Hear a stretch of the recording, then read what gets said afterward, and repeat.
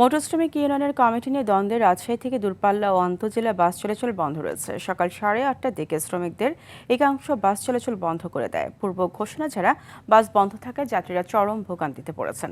সংশ্লিষ্টরা জানায়, রোববার রাজশাহী জেলা মোটর শ্রমিক ইউনিয়নের কমিটি ঘোষণা করে বাংলাদেশ সড়ক পরিবহন শ্রমিক ফেডারেশন। তবে নির্বাচন ছাড়া পছন্দের কমিটি দেওয়ার প্রতিবাদে শ্রমিকদের একাংশ সকাল থেকে আন্দোলন শুরু করে। তাদের দাবি, ঘোষিত কমিটি বাতিল করে আহ্বায়ক কমিটি গঠন করে নির্বাচনের প্রক্রিয়া শুরু করতে হবে।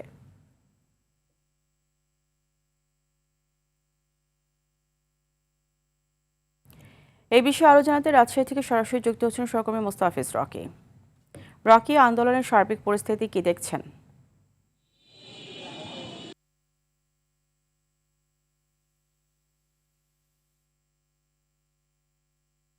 যে শ্রমিকদের একটি অংশ গত রোববার বাংলাদেশ সড়ক পরিবহন ফেডারেশনের পক্ষ থেকে যে কমিটি ঘোষণা করা হয়েছে, যেখানে রফিকুল ইসলাম পাখিকে সভাপতি এবং মবিনুল ইসলামকে সাধারণ সম্পাদক করা হয়েছে। কমিটিকে তারা আসলে প্রত্যাখ্যান করেছিল এবং তারা বলছেন যে নতুন করে একটি আহ্বায়ক কমিটি করা হোক এবং 3 মাসের মধ্যে আসলে নির্বাচনের ব্যবস্থা করা হোক। এই মূলত দাবিতে তারা আজকে এই শ্রমিকদের একটি অংশ তারা এই ধর্মঘট পালন করছেন।